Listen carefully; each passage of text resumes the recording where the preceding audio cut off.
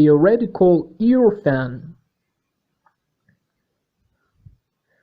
Theoretical Irfan, as said before, is concerned with ontology and discusses the world and the human being.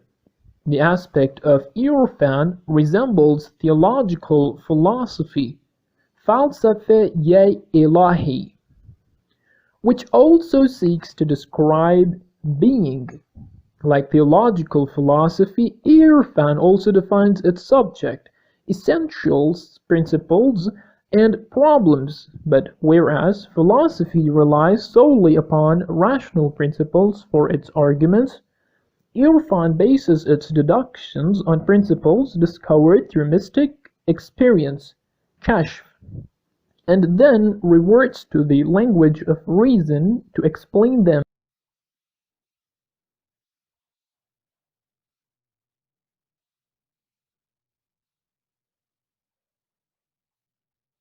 The rationalistic deductions of philosophy can be likened to studying a passage written originally in the same language.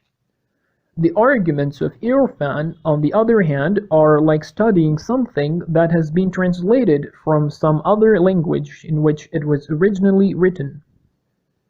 To be more precise, the Arif wishes to explain those things which he claims to have witnessed with his heart and his entire being by using the language of reason. The ontology of Irfan is in several ways profoundly different from the ontology of philosophers. In the philosophers' view, both God and other things have reality, with the difference that while God is necessary being, wajib al-wujud, and existing by himself, things other than God are only possible existence, mumkin al-wujud, existing through another, and are effects of the necessary being. However, the Arif's ontology has no place for things other than God as existing alongside him, even if they are effects of which he is the cause. Rather, the divine being embraces and encompasses all things. This is to say, all things are names, qualities, and manifestations of God, not existence, alongside him. The aim of the philosopher also differs from that of the Arif. The philosopher wishes to understand the world. He wishes to form in his mind a correct and relatively complete picture of the realm of existence. The philosopher considers the highest mark of human perfection to lie in perceiving by way of reason the exact nature of existence, so that the macrocosm finds a reflection within his mind, while he in turn becomes a rational microcosm. Thus, it is said when defining philosophy that philosophy is the final development of a rational knower, alim, into the actual world, alam. This means that philosophy is a study whereby a human being becomes a rational microcosm similar to the actual macrocosm. But the Arif, on the other hand, would have nothing to do with reason and understanding. He wishes to reach the very kernel and reality of existence, God, to become connected to it and witness it.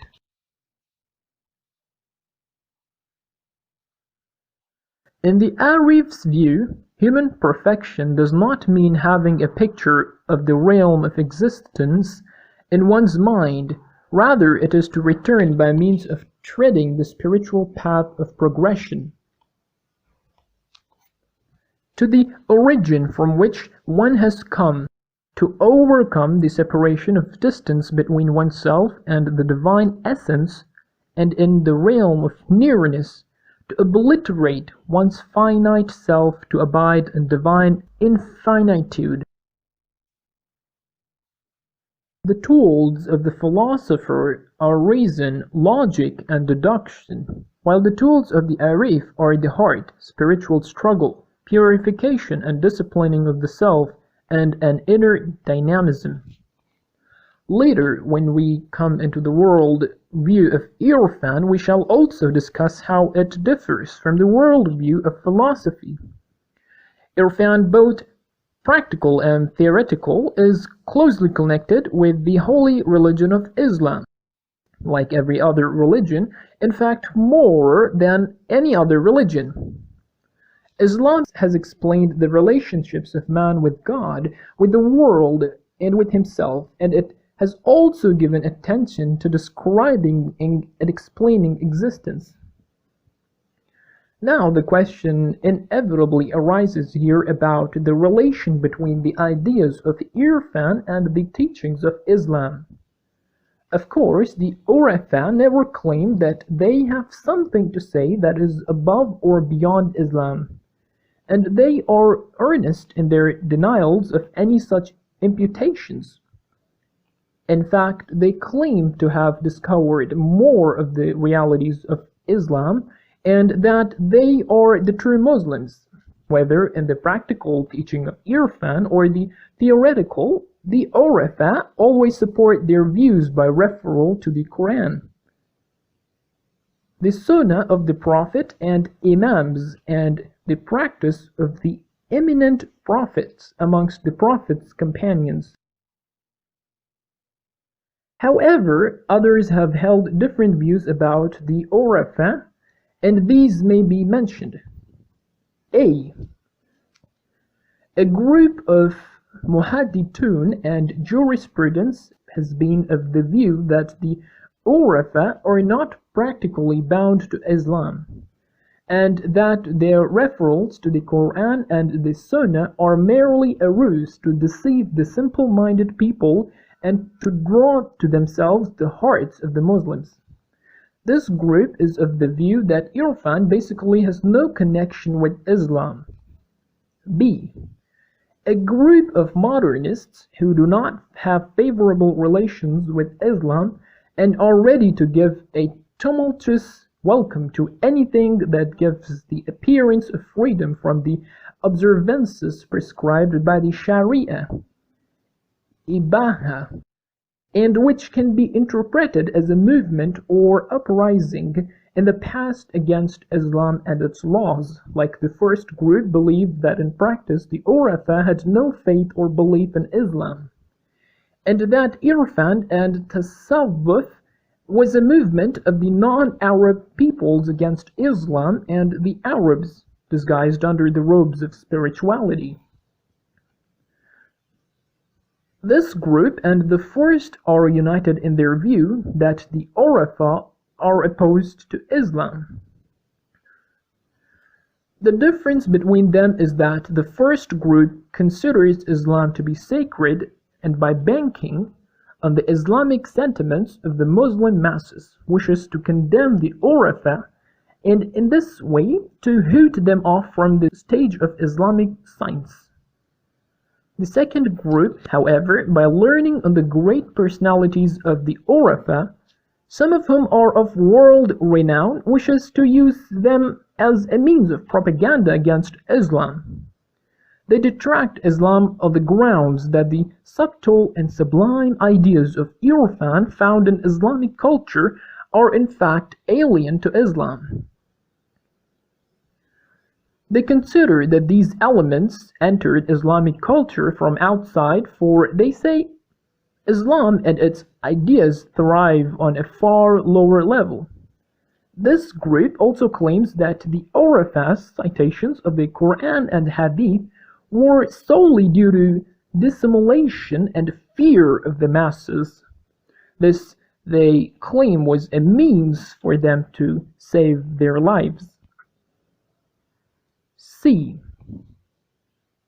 Besides the above two, there is also a third group which takes a rather neutral view of Irfan. The view of this group is that Irfan and Sufism contain many innovations and deviations and do not accord with the Quran and the traditions. That this is more true of the practical teachings of Irfan than its theoretical ideas, especially where it takes a sectarian aspect.